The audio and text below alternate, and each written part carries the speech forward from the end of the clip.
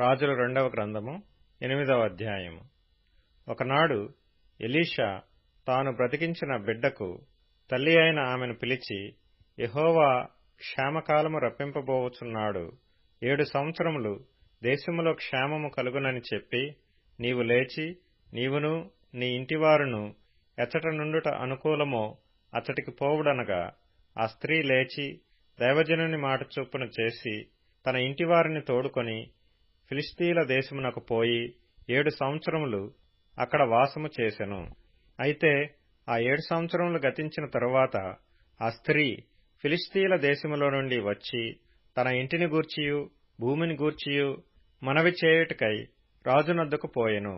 రాజు దైవజనుని పనివాడగు గెహజీతో మాటలాడి, ఎలీషా చేసిన గొప్ప కార్యములన్నిటినీ నాకు తెలియజెప్పుమని ఆజ్ఞనిచ్చియుండెను. అతడు ఒక మృతునికి ప్రాణము తిరిగి రప్పించిన సంగతి వాడు రాజునకు తెలియజెప్పుచుండగా, ఎలీషా బ్రతికించిన బిడ్డ తల్లి తన ఇంటిని గూర్చియు భూమిని గూర్చియు రాజుతో మనవి చేయవచ్చెను. అంతట గేహజీ, నా ఏలినవాడవైన రాజా, ఆ స్త్రీ ఇదే, మరియు ఎలీషా తిరిగి బ్రతికించిన ఈమె బిడ్డ వీడే అని చెప్పగా, రాజు ఆ స్త్రీని అడిగినప్పుడు ఆమె అతనితో సంగతి తెలియజెప్పెను. కాబట్టి రాజు ఆమె పక్షముగా ఒక అధిపతిని నియమించి ఆమె సొత్తు యావత్తును ఆమె దేశము విడిచినప్పటి నుండి నేటి వరకు భూమి ఫలించిన పంట యావత్తును ఆమెకు మరలా ఇమ్మని సెలవిచ్చెను. ఎలీషా దమస్కునకు వచ్చెను.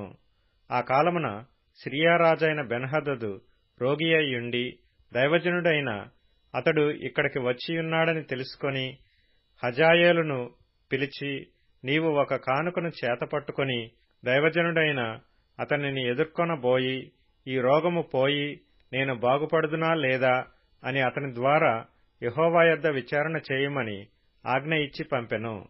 కాబట్టి హజాయేలు దమస్కులోనున్న మంచి వస్తువులన్నిటిలో 40 ఒంటెల మోతంత కానుకగా తీసుకొని అతనిని ఎదుర్కొనబోయి అతని ముందర నిలిచి, నీ కుమారుడును సిరియారాజునైన బెన్హదదు నాకు కలిగిన రోగము పోయి నేను బాగుపడుదునా లేదా అని నిన్నడుగుటకు నన్ను పంపెనని చెప్పెను.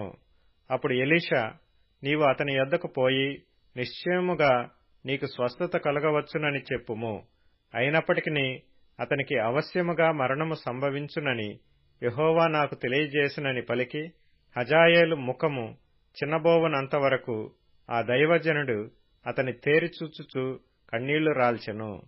హజాయేలు, నా ఏలినవాడవైన నీవు కన్నీళ్లు రాల్చదవేమని అతని నడుగగా, ఎలీషా ఇలాగు ప్రత్యుత్తరమిచ్చెను, ఇశ్రాయేలు వారి గట్టి స్థలములను నీవు కాల్చివేయుదువు, వారి యవనస్తులను కత్తిచేత హతము చేయుదువు, వారి పిల్లలను నేలకు వేసి కొట్టి చంపుదువు, వారి గర్భిణుల కడుపులను చింపివేయుదువు. గనుక నీవు వారికి చేయబోవు కీడును నేనెరిగియుండుట చేత కన్నీళ్లు రాల్చుచున్నాను. అందుకు హజాయేలు, కుక్కవంటి వాడనగు నీ దాసుడనైన నేను ఇంత కార్యము చేయుటకు ఎంతటి వాడను అని అతనితో అనగా, ఎలీషా, నీవు సిరియా మీద రాజవగుదువని యెహోవా నాకు బయలుపరచి ఉన్నాడనెను. అతడు ఎలీషాను విడిచి వెళ్లి తన యజమానుని యొద్దకు రాగా, అతడు, ఎలీషా నీతో చెప్పినదేమని అడుగగా, నిజముగా నీవు బాగుపడుదువని అతడు చెప్పెననెను. అయితే మరునాడు హజాయేలు ముదుగు బట్ట తీసుకుని నీటిలో ముంచి రాజు ముఖము మీద పరచగా అతడు చచ్చెను. అప్పుడు హజాయేలు అతనికి మారుగా రాజాయెను. ఆహాబు కుమారుడును ఇశ్రాయేలు వారికి రాజునైన యెహోరాము ఏలుబడిలో 5వ సంవత్సరమందు యెహోషాపాతు యూదా రాజై ఉండగా, యూదారాజైన యెహోషాపాతు కుమారుడైన యెహోరాము ఏలనారంభించెను. అతడు ఏలనారంభించినప్పుడు 32 వాడై ఉండి యెరూషలేమునందు 8 సంవత్సరములు ఏలెను. ఇతడు ఆహాబు కుమార్తెను పెండ్లి చేసుకుని ఉండెను గనుక ఆహాబు కుటుంబీకుల వలనే ఇతడును ఇశ్రాయేలు రాజులు ప్రవర్తించినట్లు ప్రవర్తించుచు యెహోవా దృష్టికి చెడుతనము జరిగించెను. అయినను యెహోవా సదాకాలము తన సేవకుడగు దావీదునకును అతని కుమారులకును దీపము నిలిపెదనని మాట ఇచ్చియుండెను గనుక అతని జ్ఞాపకము చేత యూదాను నశింపజేయుటకు ఆయనకు మనస్సు లేకపోయెను.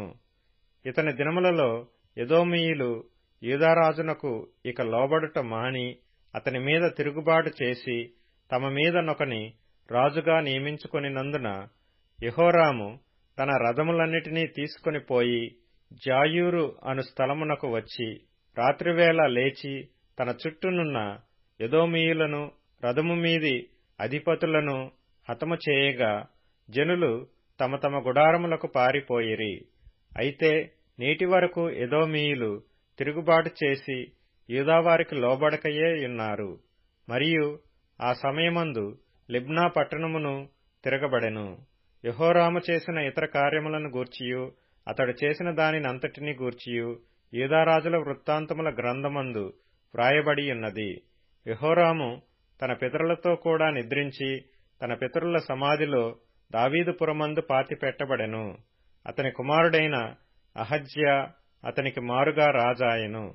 అహాబు కుమారుడును ఇశ్రాయేలు రాజునైన యెహోరాము ఏలుబడిలో 12వ సంవత్సరమందు యూదారాజైన యెహోరాము కుమారుడైన అహజ్యా ఏలనారంభించెను.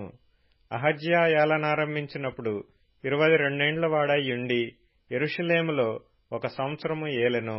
అతని తల్లి పేరు అతల్యా. ఈమె ఇశ్రాయేలు రాజైన ఒమ్రీ కుమార్తె.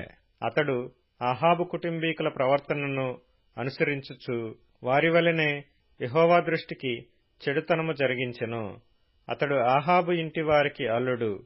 అతడు అహాబు కుమారుడైన యెహోరాముతో కూడా రామోత్గిలాతునందు సిరియా రాజైన హజాయేలుతో యుద్ధము చేయ బయలుదేరగా సిరియనులు యెహోరామును గాయపరిచిరి.